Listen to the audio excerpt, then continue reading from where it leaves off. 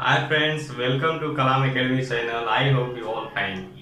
आज हम बात करने वाले हैं some basic rules according the image formations in spherical mirror. Spherical mirrors में इमेज फॉर्मेशन करने के लिए रे डायग्राम्स जो होता है बहुत ही इम्पोर्टेंट होता है और उसके बारे में आज हम बात करेंगे। और उसके साथ साथ हम बात करेंगे relation between focus and radius of curvature के बारे में। बने रहिए आप कलाम एकेडमी के साथ इन सब चीजों के लिए।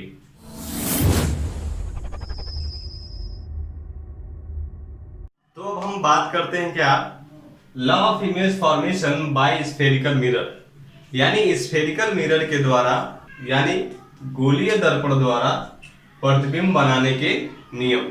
यानी गोलीय दर्पण में स्फेरिकल मिरर में जो हम भी इमेज बनाते हैं उसके कुछ रूल्स हैं। पहला हम देखते हैं कि पहला क्या है। यहां पे मैं स्फेरिकल मिरर बना रहा हूं दो। हम देखेंगे इसमें मैं इसके जो कर्व है इसके आउटवर्ड और इसके इनवर्ड में मैंने सेट कर दिया। सेट करने के बाद हम इसमें क्या देख रहे हैं, मैंने एक लाइन ड्रॉ किया। आप इसके पहले जान चुके हैं कि यह जो लाइन है यह क्या है, प्रिंसिपल एक्सिस है। ये जो लाइन है प्रिंसिपल एक्सिस है, ठीक। और इसमें और भी हम जाने थे कि इस स्फेरिकल मिरर का जो मिड पॉइंट होगा यह क्या होगा, पोल होगा, पी होगा। और इसमें भी ये क्या होगा, पोल यानी पी होगा, इसे पोल कहा जाएगा। उसके बाद हम यह भी बात किए थे कि यह स्फेरिकल मिरर जिस खोखले गोले का भाग होगा उसके केंद्र को, उसके सर्किल को केंद्र को हम क्या बोलेंगे, सेंटर को बोलेंगे सेंटर ऑफ कर्वेचर।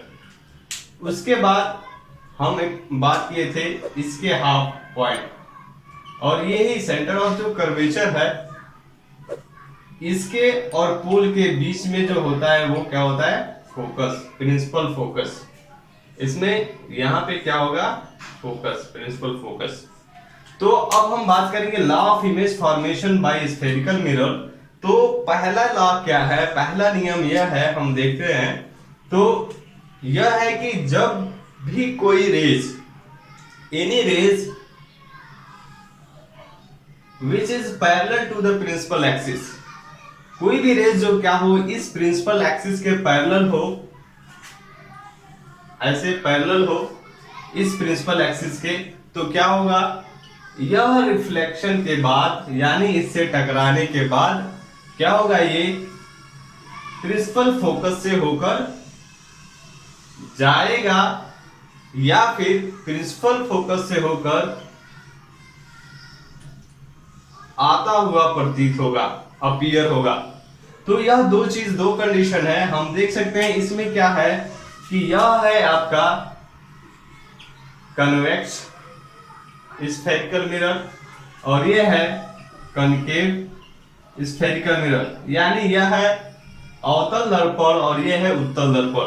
तो अवतल दर्पण में यदि अवतल दर्पण में यदि प्रिंसिपल एक्सिस के यानी मुख्य अक्ष के समांतर पैरेलल यदि कोई भी रेज इस स्फेरिकल सरफेस और यानी जो यह कनकेव मिरर है इससे टकराता है, तो टकराने के बाद यह क्या होगा, प्रिंसिपल फोकस से होकर गुजरेगा।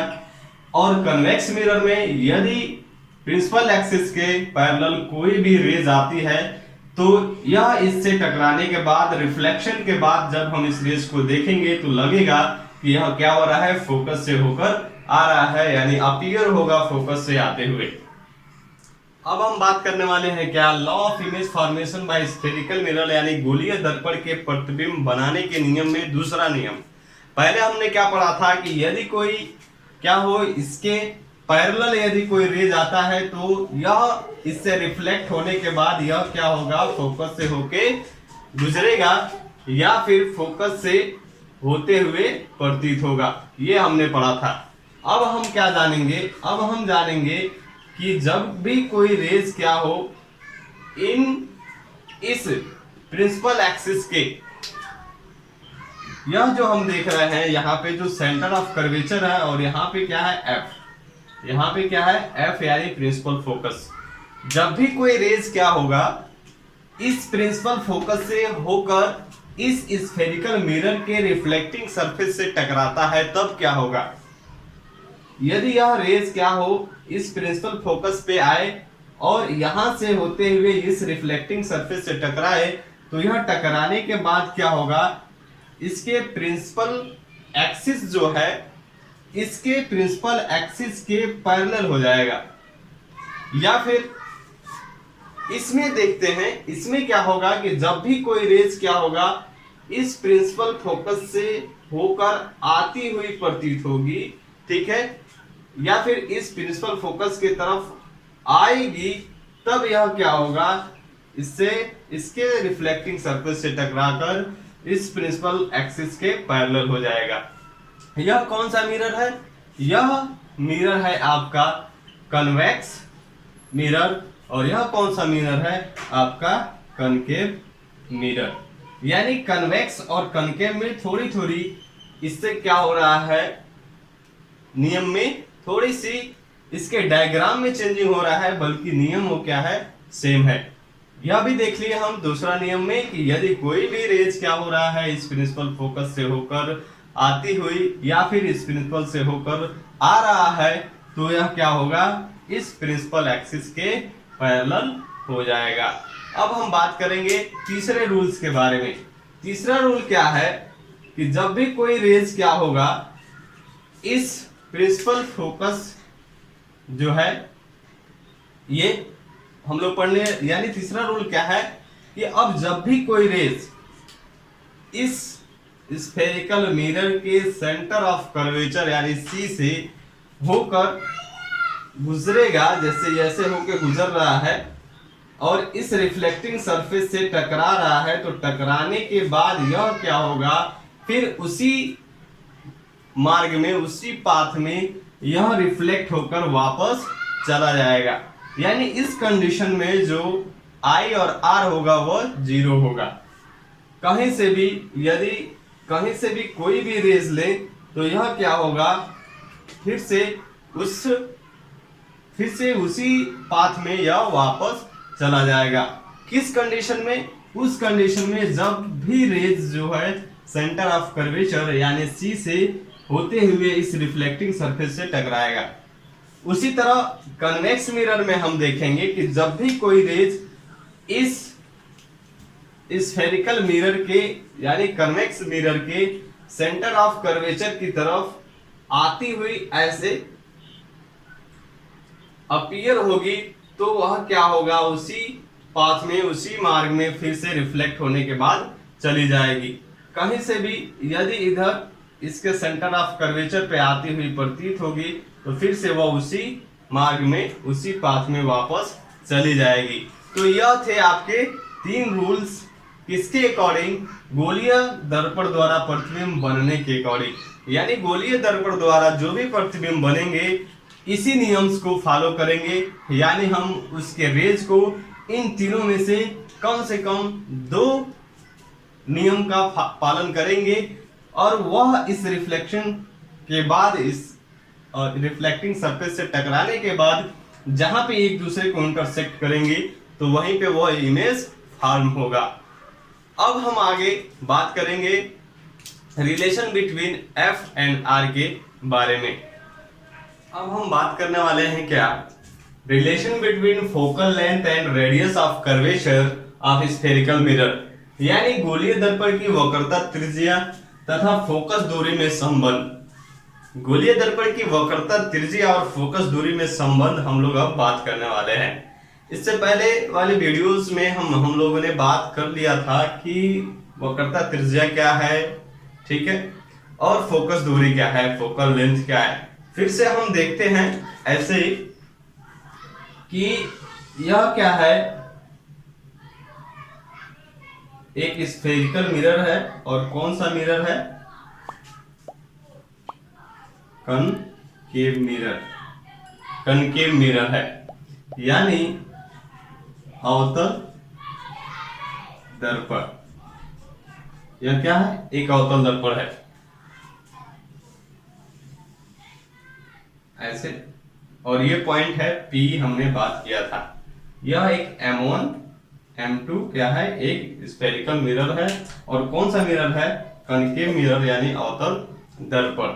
इसमें हम बात यह करेंगे कि इससे पहले अभी हमने देखा क्या कि जब भी कोई रेज क्या होगी, इस प्रिंसिपल एक्सिस के पैरेलल होगा तो वह F से फोकस से होकर जाएगी।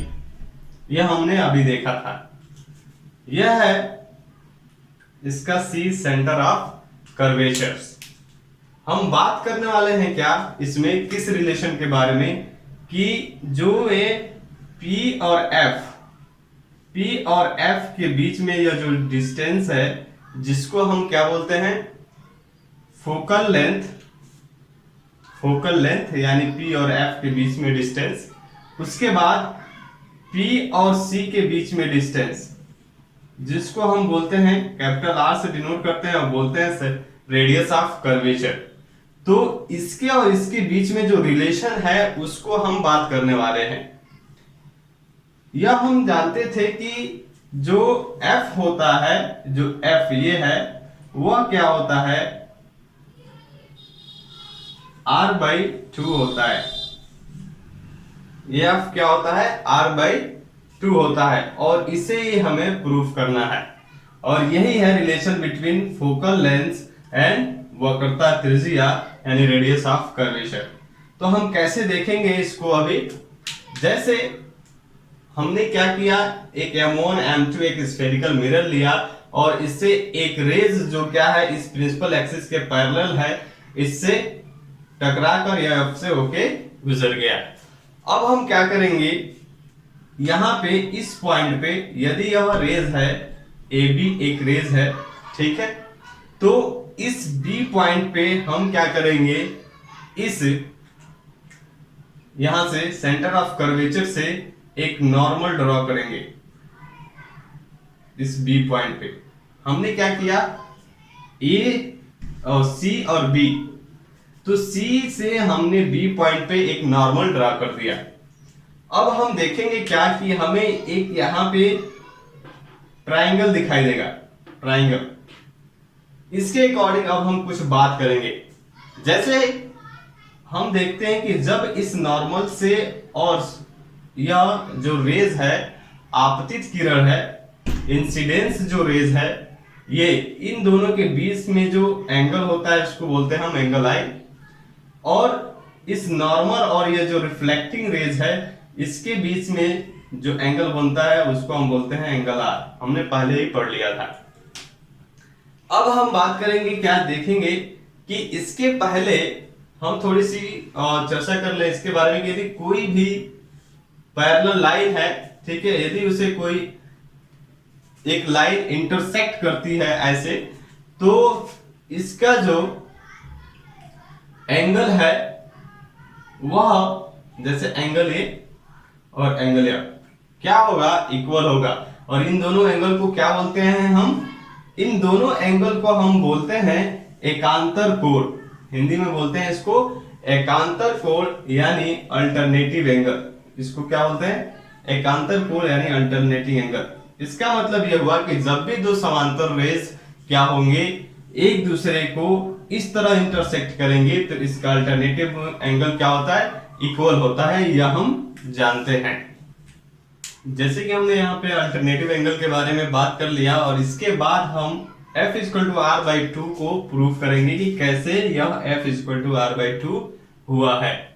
यहाँ पे हम देखेंगे कि according to the law of reflection, according to the laws of reflection, according to the law of reflection क्या देख रहे हैं हम कि जो एंगल ABC, एंगल ABC है वह इक्वल होगा किसके, एंगल सी बी एफ के, किसके? एंगल सी बी एफ के। कैसे? जैसे हम लोगों ने इसके प्रीवियस वीडियो में पढ़ा था कि जब भी कोई रेज क्या होगा इस स्फेरिकल सरफेस पे टकराएगा, तो इस पे टकराने के बाद जब वो रिफ्लेक्ट होगा तो उसका एंगल ऑफ इंसिडेंस यानी एंगल आई और एंगल ऑफ रिफ्लेक्शन यानी एंगल आर जो होगा क्या होगा? इक्वल होगा। उस रूल से हम यह कह सकते हैं कि अब एंगल ए बी सी और एंगल सी बी एफ क्या है? एक दूसरे के इक्वल है। अब हम दूसरा देखेंगे कि जब यह एंगल ए बी सी यानी एंगल आई और एंगल आर दोनों क्या हो गए? इक्वल हो गए। अब हम देखेंगे इस एंगल के बारे में। अभी हमने बात किया है कि जब भी कोई क्या हो, दो पैरेलल लाइन हो और उसको एक लाइन से इंटरसेक्ट करे तो उसके जो अल्टरनेटिव एंगल होते हैं इक्वल होते हैं। तो यहाँ पे हम देख रहे हैं क्या कि यह दो पैरेलल लाइन है और इसको एक अल्टरनेटिव एंगल है जो क्या है? एंगल आई और एंगल आर। तो एंगल आई और एंगल आर भी क्या होंगे? इक्वल होंगे। तो यहाँ पे हम देख रहे हैं कि एंगल आई और यह जो होगा फिर एंगल आई यह भी हो जाएगा। तो इसके अकॉर्डिंग हम कह सकते हैं कि जो एंगल ए बी सी है वह इक्वल है किसके? एंगल बी सी एफ के, यानी एंगल बी सी एफ के, और वो क्या है? एंगल आई है। किसके अकॉर्डिंग? अल्टरनेटिव एंगल के अकॉर्डिंग। ठीक है, यानी एकांतर कोण।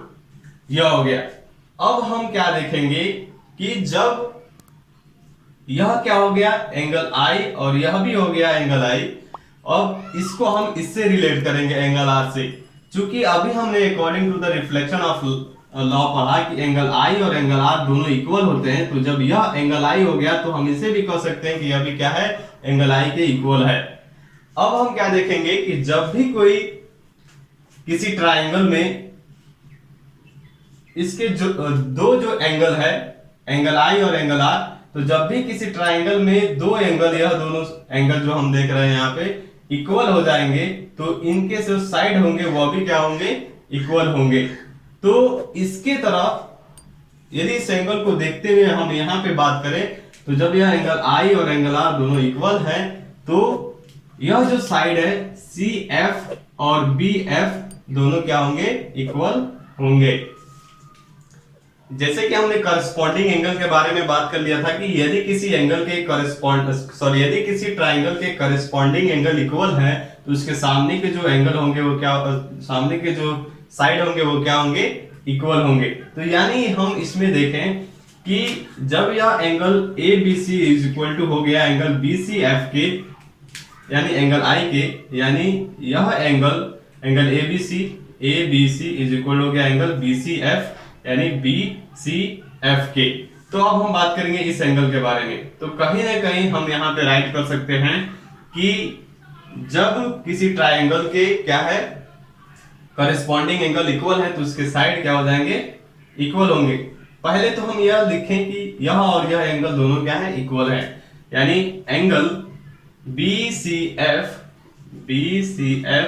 इज इक्वल टू है एंगल सी बी एफ के, एंगल सी बी एफ के। किसके अकॉर्डिंग? करस्पॉन्डिंग एंगल, करस्पॉन्डिंग एंगल के अकॉर्डिंग। उसके बाद हम बात करेंगे क्या? जब यह करस्पॉन्डिंग एंगल के अकॉर्डिंग यह दोनों एंगल इक्वल हो गए, तब हम कह सकते हैं कि जो सी एफ है इक्वल हो जाएगा किसके? एफ बी के। सी एफ जो है इक्वल हो गया क्या? एफ बी के, और हम इसको मान लेंगे इक्वेशन फर्स्ट।